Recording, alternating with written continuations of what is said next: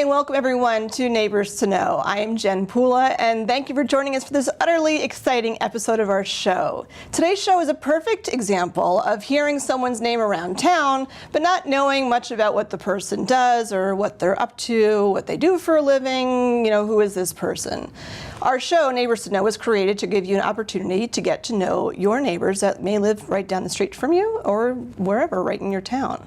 Many people become known by the awards and accolades that they've won. Maybe this person will win some in the future because he's got some pretty exciting things going on. But we give you the opportunity to meet people that are in your town, in Bedford, that are neighbors to know whether they've received a trophy or not.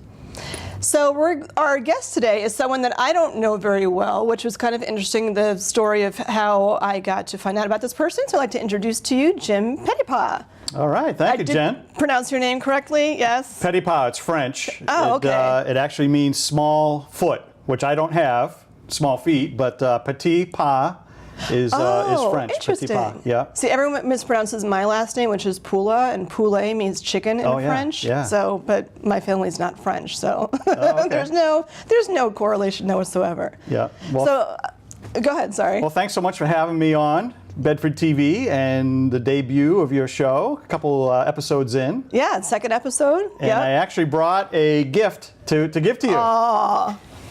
So here it is right here. It's a present. It kind of goes along. Oh, there goes my guitar. It kind of goes along with the theme of our time here. Cows. All right. They have udders on the bottom. So I thought we could have some coffee. This is so creative. All right. This is an utterly cool mug. I call that it's actually on my website. I call it the Utterly Crazy Cow Mug. Utterly crazy. Yeah. But it's very clever. There's so many puns that we can do with this. It's clever because you have the udders on the bottom and it won't tip over. Oh, they're rubberized. They are. Oh yeah. my gosh, that's awesome. So it won't even move. Yeah. Not that we planned this at all, but would you like some coffee? I would, yeah. So while I'm pouring, I feel like Martha Stewart right now. So you have some exciting things going on, which is why we have this cow-related theme. My cow-related shirt. Just this past May 1st, I published my first children's book. So very exciting. Called The Cows Go Moo, right here. And there's a long history to the book. Started over 30 years ago. Mm-hmm. So I can tell you a little bit about that if you like. Yeah, I want to rewind a little bit because I find the story of how I sort of kind of met you interesting. To tie in with with the show a bit. You have two daughters, I do, right? yeah. I have two sons. That's probably why we don't really know each other. Yeah. But I did meet you. I asked my son this morning on the Salem witch trial trip. Yes. I think they were in 5th grade. I think they were in 5th grade, yeah. We took a trip up to Salem, and we carpooled in the same car. Right. And that's where we had met. Right. Yep. But it was very fleeting, and I didn't know, and everyone was just chit-chatting, and then you had called the studio.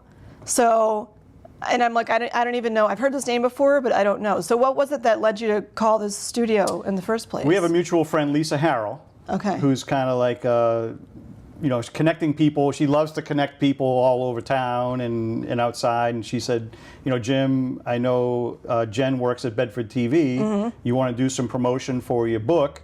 And Bedford TV might be a good option to do that. Interesting. Yeah. I saw her at a track meet, and I said to her, I can't remember if it was before or after I talked to you, but I said, so I don't know Jim very well, whether it was before or after we had spoken, but I said, what is it about him that stands out? And she couldn't even give me specific things because she's like, Jen, you just have to meet him and then you'll understand what I mean. So we talked a little bit beforehand, but in order to share it with everybody, there is quite a story before that because you didn't grow up and say you wanted to be an author. Your story didn't really start that way. No, I've always been into art, from a very young age, and my parents generally would bring me to the library. I grew up in Hingham on the South Shore, and we would go to the library weekly just about, and I would tend to get books out that had to do with drawing or cars or whatever, go home, read the books, do some drawing and that, and my parents really encouraged that, mostly my dad, who he had kind of an artistic flair to himself as well as a budding inventor. He wanted to be an inventor, so he was always sketching, drawing, building stuff, and all that. So that kind of is the genesis of my interest in art. But I had no idea I was going to eventually someday, do a book. And then you switched over. I'm not sure if that was college or because it seems like you went through a lot of life changes and getting from there to here. So your art, I don't know if that's what brought you at all to you were at Grace Chapel where Yep, you worked I was for youth pastor quite some at Grace time. Chapel for 15 years. Did 6 years junior high ministry, and then like almost 7 years senior high. And so great experiences there. Had the opportunity to travel all over the world, bringing students cross-cultural trips, and just some wonderful years being there. And then 5 years at Emmanuel Church in Chelmsford. Okay. Yeah. And then when I met you back, I guess it was 4 years ago, for that trip, yeah. you were stay-at-home dad, or are still now. Kind of a stay-at-home dad still. My wife and I, being in ministry is like 24/7. And my wife had a pretty big job in Boston as a CPA, working for a big company down there. And so we were like two ships passing in the night. And so we had a nanny for the girls, and we're like, you know what, this just isn't working out. And so it made the most sense for me to leave what I was doing, and I was kind of itching to do something else anyway. I wasn't quite sure what it was going to be. But I had a desire to help kids who were really struggling in different aspects of life. Having grown up in the home of a divorced parents, and my dad was an alcoholic and drug addict, and different things like that, I could relate to students going through difficult times. And I said, hey, maybe this is something I can use. And so in becoming a stay-at-home dad, I went back to school and got my master's in mental health and marriage and family counseling. And then when I graduated, I opened up my own practice. So I've been doing that for about the last 9 or 10 years on the side. And you're still doing that now, Still doing too? that now, yep. Okay. Yep. Yeah, that's a lot. I know that's a tough subject, but definitely something that's definitely needed. Oh yeah, for sure. The irony is that I think irony, is this made of iron? I just feel like we're full of puns today. But I find, and we'll get to the book in just a second, because I want to talk about your sketchbook there too, and the kind of development of how you got from one to the other. Because they're sort of all over the place, but I can see a flow of where, the emotion that's involved with art, tying that in with, the, youth pastor, and then moving on to where you are. It just seemed like kind of a natural progression of you caring for other people and wanting to give back to other people from, how you are as a person. Yeah. So you've been in all these different journeys. That kind of, I guess, led you to the book, but you do have a great camp story. One year when you were at, well, it wasn't band camp. No, it wasn't band camp. It wasn't band camp. It was actually a camp up at Stinson Lake, New Hampshire. This is in high school, right? This is in high school, yeah. Okay. So it's like 10th, 11th grade. My buddies and I, we all went up, including my brother Keith, and Friday night came along, and it was skit night. We said, well, what are we going to do as a cabin? And so for some reason, I don't know if it was myself or who it was, as part of our cabin, said, let's do something about cows. Just completely randomly. Yeah, and I had no idea that, hey, it was eventually going to turn into something like this, Right. So we blew up surgical gloves, taped them to our bellies. We put cups on our noses with holes in them. We put toilet paper rolls on our hats.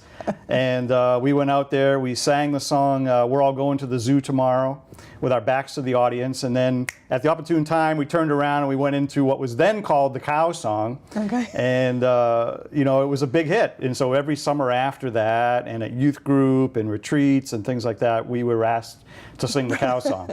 Like a cow encore. Would they go like, moo, moo, moo, to get you to come back on? Yeah, so it was a lot of fun. And probably it was about 9 or 10 years ago, I had sang the song for my daughters Olivia and Sophia, and they said, Dad, you should turn that song into a children's book. I said, yeah, it's a great idea. I didn't really know how to go about it. So I did start doing some sketching and putting the script out and changing the lyrics a little bit and adding verses and all that. And it was starting to come together, but I really didn't have I had the desire, but I didn't really have the process. And so 7 years of that went by, and I found out about this class at Mass Art in Boston called Writing and Illustrating Children's Books. And so I took that class. Linda Bork, who's now since retired from the school, led the class. There was about 8 or 10 of us in the class. And we just learned the process of how to put a children's book together. And so was that the project? Like, you have your sketchbook there, which I'm dying to look at. I do. We learned. And we have some sketches to put up too for the show for everyone to see. So was this something that you worked on while as part of the course, or just stuff that you did because you took the course? This is ideas and kind of a framework that I learned doing the course, and you do like little tiny sketches of the book and ideas and different things along the line. So this is all kind of breaking down the different spreads that end up making the book. Are these different angles of udders? Yeah, they are. I mean, the transition I took from my drawing, it wasn't quite stick figure, but no, not at all. It was very flat. And so as you go from, doing some sketches and getting some ideas together, this was actually the dummy book that we had to put together for the class. And so by the end of the class, we had to do at least, what would end up being kind of like 8 colored pages, and then the rest could be all sketches, so it kind of goes, this is where it stops for the color. And at the time I had done watercolor, and I realized that these pages are kind of sticking together, and then the rest are kind of like black and white sketches. But I started doing it in watercolor, and I was like, I can't get the accuracy that I want to achieve with the art that I wanted to do. And so we were actually talking earlier about Copic markers. Yes, because I bought a bunch for my son. My son is very much into art. Yeah. And I see the sketchbook, and people think you'll never make a living doing art, whatever, which I think is a bunch of malarkey personally. But to put that connection for all kids out there that have the wooden figures, they use them at school, they have these sketchbooks. Yep. We probably have 10 of these at home that are all full. And then, he had asked me for should I not have touched that? Sorry. Oh, no, that's fine. No, it's fine. To put it together from even kids that are young to progress through and know that they can have this, huge thing come out of it. It's just amazing for me to see the process from that into this, and we'll kind of phase our way up there. Yeah, so you can see kind of the difference between some of my first, sketches and things like that, and how Copic markers, it's what they use for doing manga and, graphic novels and that kind of thing. Really made the images and the colors vibrant and really pop, off the book. And so kind of a big difference. And so it took, it took some time. It took a couple of years, I think, to kind of rebuild my artistic skills, learning a lot of new things, techniques on how to do kind of comic style it is funny. drawings, I mean, I know it's a children's book, but I'm reading. And when you told me, because I did not make that connection, that Chaz is after Bono, because U2 is like my favorite band. Oh yeah, mine too. There's a picture in there of with him probably and on the front. purple, with the purple sunglasses. This is that actual the way he's standing and everything is right from an image I took off of the internet of Bono singing on stage. That's and awesome. This is Edgar Winter. I kind of did some of my sketches were of Ringo Starr, not this particular one. Pete Townsend from The Who, and Paul McCartney playing bass, the Hofner bass, which I call the Hoofner bass. Oh, funny. See the puns. Yeah. So, and then this guy's name is Willie. He's named after Will Ferrell, of course. Oh. More Cowbell, the Saturday Night Live More Cowbell skit. And then this is Bessie down here. She loves to surf. Here she's crowd surfing, and we got the udder, we got Sorry. surgical gloves The happening. attention to detail you have in here is just hysterical, and it's you've had them all in different places all over the world. So there's geography, and it's not just fun; it's also stuff that you're learning from the different places that they're going. Yeah. From all the attention to detail. Sandy Coffey, if I'm pronouncing her last name correct, from Chippenham Farm. She said, Jim, you know what I love about your book is that it's very diverse. Yes. So you got not only different cultures and places all over the world, but the cows are all different as well. Yeah. I've got there's thousands of different, or at least hundreds of different types of cows. But I've got a good smattering of different cows illustrated as well. And the song will stick in your head. Now, one thing you haven't talked about yet was your drumming skills. Yeah, so back when I was in high school, my brother and I started a band called Lifeline. We had a couple different bands. Before that, I was with another friend. We had a band called the Rising Suns. But so when I was young, my dad bought me my first drum set for $65, which is a bunch of mishmatch, kind of a trashy drum set, but it was enough to learn on. And pretty much self-taught. I took a few lessons from a guy in Quincy, Dick DeCenzo, but that didn't last too long, and I just kept on learning and drumming, and we played mostly coffee houses. One time, one of the bands I was in college, we played on Boston Common one time. Oh, nice. And so I had some great experiences doing drums, and then later on in life, I would play drums at church and different things like that. So drumming, I play almost every day. Even if it's for 5 minutes, I'll sit down at the drums and just keep my skills up. And I still have a desire to get a blues rock band together at some point in the future. So if there's anybody out there. That's right, yeah.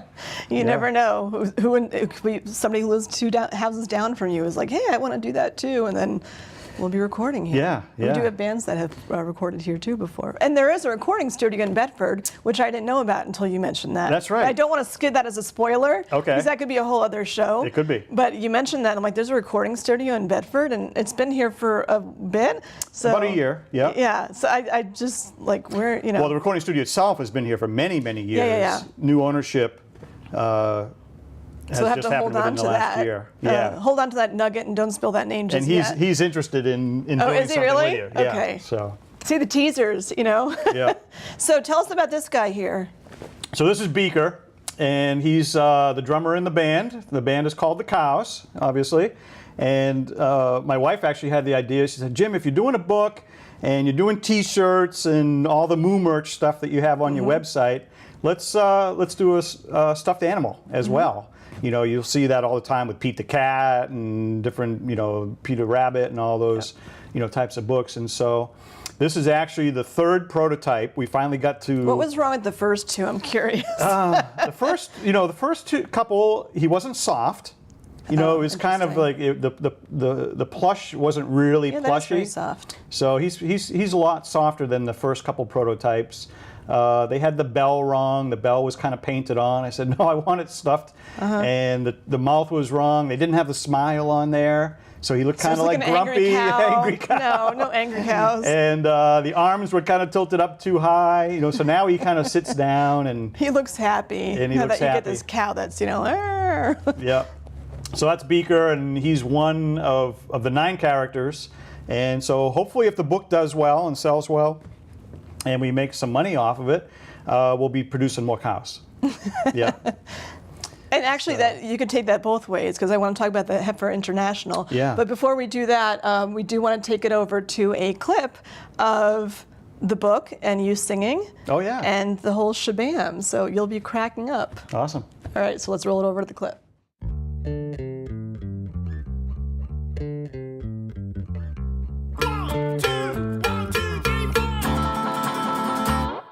In the north, the south, the east, and west. In the north, the south, the east, and west.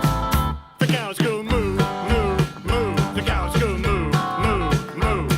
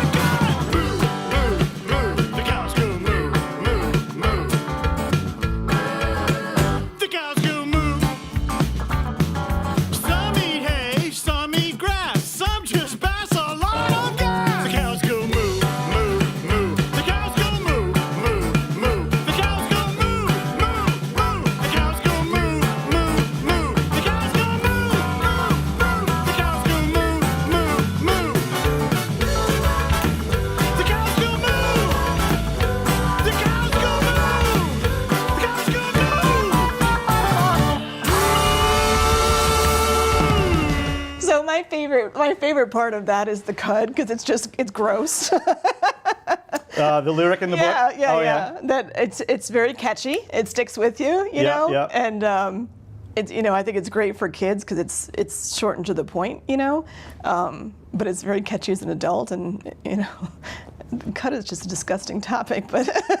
Yeah, That I've was the learned a whole funniest bunch of page. facts about cows. Like they drink about a bathtub of water every day. Really? And they chew their cud for 8 hours a day. Oh, that's disgusting. Yeah, so it's really interesting. Cows are awesome. I've always loved cows. As a matter of fact, in the back of my book, you can see a picture of when I was 7 years old. Yes. Up in Nova Scotia, Canada. My uncle owned a farm up there in Nova Scotia, and so I said, you know what? When I do this book, I'm going to put a picture of me when I'm 7 and 54. And so all those years later. Yeah. So bringing us over now, there's, what was it, Tom's that you said had a deal where you buy a shoe, Tom's Shoes, you buy a shoe, give a shoe. Yep. And I thought it was just your thing that you had made up that you buy a book, give a cow. I didn't know if that meant this kind of cow or whatever, but Oh, yeah. you've worked with Heifer International, which, I'm reading about this organization, which is a nonprofit. Why don't you tell us a little bit more about how you're tying with that? Heifer organization? International has been giving away livestock animals since 1944, and the first ones went to Puerto Rico. And so their desire is to help people not just do a handout, but a hand up. And so they will provide cows given by donors, of people that can give $5, $10, whatever. $500 will provide a whole cow, and they have different prices. And usually around Christmas time is the peak, people will get that catalog and say, hey, let's do something that matters. And I was reading the book, Do Something That Matters, actually by Blake McCoskey, the guy who started Tom's. And I said, you know what? I want to do something that matters with this book. And, I've had the opportunity, as I said, to travel all over the world, helping people, worked in orphanages and camps and different things like that, in Haiti and Russia and all those places. And I said, hey, this might be an opportunity to do something like that. And so I just came up with a phrase that day, hey, buy a book, give a cow. Buy a plush, give a cow. And so... Oh, so you do that even with the Moo merch, too? Yeah, it actually says it right here on this hang tag, buy a plush, give a cow. Oh, nice. So everything that we're doing, whether it's a pillow or a t-shirt or anything like that, It's tied with 10% of the profits are going to go towards Heifer International. And so once we get to that point and we raise up that amount of money, we'll give that money to Heifer, and they'll provide cows. And so hopefully someday on my website, I'm hoping to have either hay bales will show or cows kind of stacked up of how many cows we've been able to give through the Cows Go Moo movement. Nice. And so people are really excited about it. Heifer International just interviewed me Oh, really? for their quarterly magazine.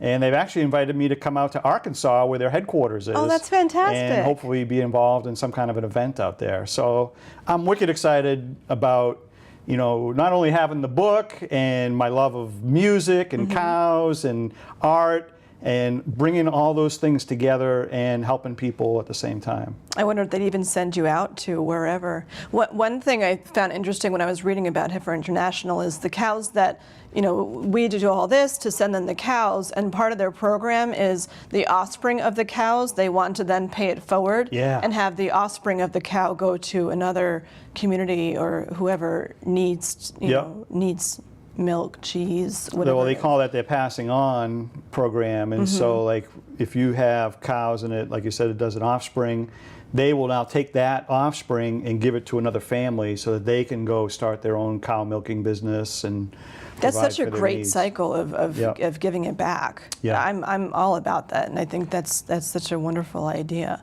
Yeah.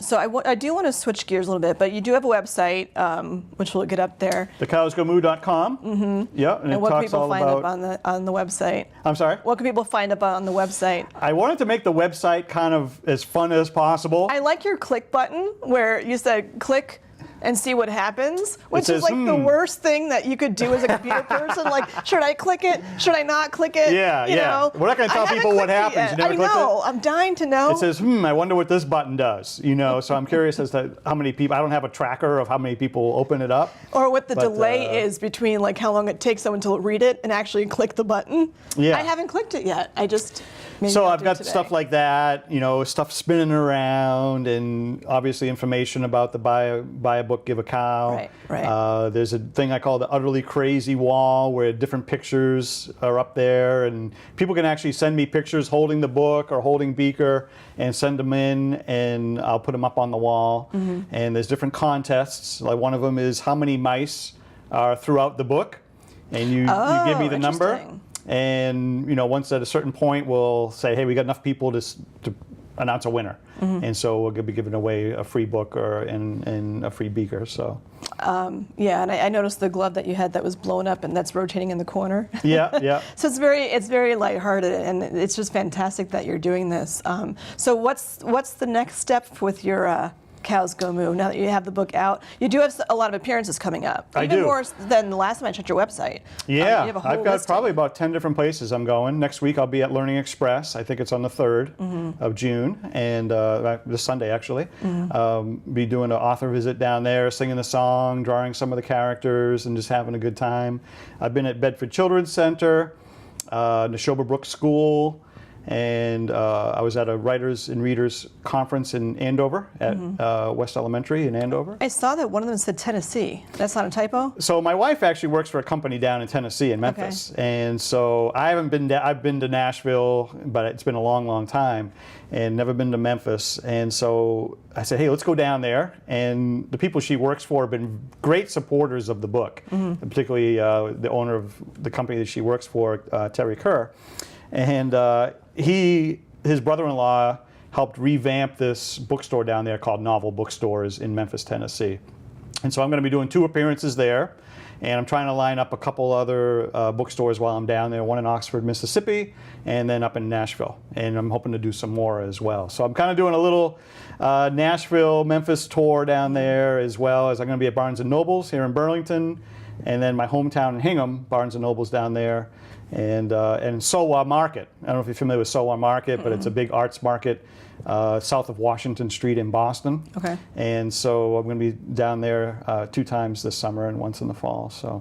So is this it for your book, or are you planning a sequel after this one? No, I've actually I haven't done any sketching yet, but another song that comes from many moons ago. I graduated college in 1986, and my roommate that year, 85, 86, I hadn't played guitar before. And I said, I want to learn how to play guitar. He played guitar, and so the first two chords he taught me were E and A. And so we took that E and A, and right there on the spot, we kind of worked out a song, and he called it the Petty Pas Shuffle. Oh, funny. And so this song, Petty Pas Shuffle, is pretty catchy as well, so I'm told. And it has a dance that goes with it, a shuffle. And I said, you know what, I'm going to take that song, and I'm going to turn it into the Cows Go Moo Shuffle. And so the Cows Go Moo Shuffle is going to be book number 2, and it's going to be a line dance that goes along with it. There's kind of a line dance that goes along with Okay. it, and I'm working up the lyrics now that will kind of be, I have the chorus all set, but I'm going to be working on the lyrics. And the concept that I want to do is have the cows, I don't know if you're familiar with the documentary Austin to Boston, but it's about a bunch of alternative musicians, Ben Howard and Nathaniel Rateliff, who's a couple of my favorite musicians. And so they go from Austin to Boston. We're going to do Boston to Austin, and the cows are going to be doing all kinds of crazy stuff, skydiving and underwater, and just a lot of adventure type stuff, zip lining, which is stuff I like to do as well. And so it's going to be fun, and they're also going to be visiting all the major music cities across the country. Oh, nice. On their way down to Austin, Texas. That's awesome. So it'll be fun. So switching gears a bit away from the Cows Go Moo, you are writing or have written a graphic novel. Are you still working on it? 'Cause Haven't written it yet. Yeah. Your graphic novel is Jimmy Bojangles' The Prodigal Dad, which is a whole different, not related to this really whatsoever. No, not directly, kind of Yeah. indirectly, because Okay. my dad was a big proponent of, encourager, cheerleader of me pursuing art in my life. You know, so I really feel it does tie all in. I had mentioned that my folks got divorced when I was in the 5th grade. And from the 5th grade all through college, actually all through seminary, there was a lot of ups and downs in our family. And my dad was in and out of the hospital. He was in and out of jail. He lived homeless the majority of his adult life. And there was parts of times where we were estranged from him. There's parts where he and I were very close. And it went back and forth for a lot of times. He didn't want, or he wasn't ready to get help. You know, alcoholism, I don't believe alcoholism is a choice, but the choice comes in desiring to get the help. And so his choice was not to get help. Even though I tried, I bailed him out of jail, I got him into rehab, I would go to AA meetings with him, I would do everything, and a lot of times I was enabling him. And so there was a period of time where I said, you know what, Dad, I can't do this anymore. And so I didn't see him for 2.5 years. And I said goodbye to him way up in Calais, Maine, as far north as you can go on the East Coast. And I didn't find him again until 2.5 years later in Key West, Florida, which is as far south as you can go. That's interesting. Yeah. So is he aware that you're writing, writing and drawing this Jimmy Bojangles book? From heaven, possibly. Oh, he passed. He passed away in '98 when 2 years after my wife and I got married. She was pregnant with our oldest daughter, Olivia, and it was that year that he passed away. So why did you choose a graphic novel to write about all this versus, you know, a regular novel to write? You know, originally I was going to just do a regular novel, but my love of art and, you know, kind of being exposed to different forms of graphic novels, and my love, you know, I'm going to combine both, you know, and tell the story in that way. I thought it'd be more communicative and more interesting, and also a challenge, you know, and just this was a challenge, and you know, I know at some point, you know, when I was younger, I wanted to be an architect. This is a good time to talk about this a little bit. You know, Is it Julie? but I wasn't good at math at all, and you know, I had to do a lot of remedial summer school for math and all that. But I loved to draw, and I had a great architect teacher all 4 years of high school, and designing and doing all that. One day I shadowed an architect through the Rotary Club in Hingham, and spent the day with him and learning about what it likes to be an architect. And I think I asked him the question, hey, do you have to be good at math to be an architect? He might have said, yeah, you know, so maybe you shouldn't do it. Or maybe that's what I interpreted him saying, you know, like, hey man, I'm not good at math, so I'm not going to be able to do it. And so I kind of put that by the wayside as a goal, and you know, pursued business. You know, so I went to college and I majored in business. So it sounds like, I mean, did the idea for writing Jimmy Bojangles come kind of as a tribute after he had passed, that's where the idea came from? It did, yeah. And so my buddy Mike and I went down and tried to find him in Key West, Florida. We left messages in his P.O. box saying, Dad, we're in town. He had no idea I was coming. I hadn't been in contact with him. And 2.5 days went by. We would visit AA meetings. We went out on jet skis. We went out to an island, searched an island, and was looking for him for all this time. And finally, the last day, it was a Sunday afternoon. And I think it might not have been a Sunday afternoon, because he might have had access to his P.O. box. I said, we'll be back here at 2:30. And my friend and I had planned on going snorkeling off of a catamaran that afternoon, and we made 3 spots, one for myself, my friend Mike, and one for my dad. If we found him that day, we were all going. He was a big scuba diver. So we pulled into the parking lot. He wasn't there that morning. We pulled into the parking lot that afternoon, and there he was. Wow. And he had hair down to here. He had a beard down to here. He was dressed in all black sweats. and he had bug bites over his entire body. And it turned out that he had been living in the woods right behind the Winn-Dixie shopping plaza pretty much for 2.5 years. And his schedule every day was to get up in the morning at the crack of dawn, go over to Woolworths, eat breakfast, buy a newspaper, go back to his little campsite in the woods and the mangroves, and hang out there until sundown, because he knew that if he was out and about, he was going to be drinking and getting into trouble. And so he saved $13,000 through his Social Security checks. And he wasn't ready to get out of the woods that day, I found. Well, we did go out on the catamaran, went swimming. We had to throw his clothes out, and because he stunk wicked bad. And So he still was able to go then. oh yeah, he went, and we had a blast. We got pictures and stuff, and That's a a big great moment. time. So yeah, it was a big moment. And probably about 2 or 3 years, I would go down to Key West. He would come up to Bedford, and we'd hang out. And he met my wife. And never met my kids, but I really feel that not only did we reconcile our relationship, but he reconciled his relationship in his faith and with his family and all that. And so I'm really thankful for those last couple of years that we had together. So I want to celebrate his life story as a way of telling or sharing with people that, hey, if you're estranged from your parent, whether it be your mom or your dad, or they're struggling with different things going on in their life, it's worth pursuing that, and making reconciliation with that. And I mean, you did a lot of bending over backwards, it sounds like, to be there for your dad and to reconnect with him. And the fact that it all turned out at the end, that you made that spot for him on the catamaran, and then there he was. Yeah, it was awesome. Yeah. Yeah, That sounds like a really strong moment. yeah.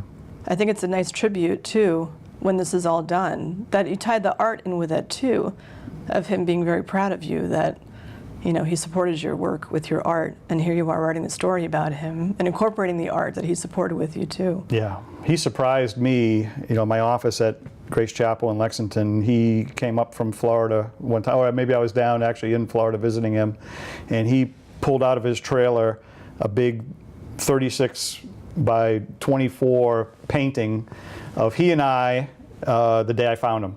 Wow. And we're actually wearing our... That he painted? No, a friend at the campground had painted it Oh, my gosh. from the picture, and it's he and I wearing our life jackets, about to go scuba diving. Wow. and or snorkeling rather, and so something I'll always cherish, and that's just another part of the art that Yeah. has been with me my whole life, and I believe, I told you this earlier, that whatever we do in life is art. It's an expression of who we are, our experiences, our past, our present, and our future.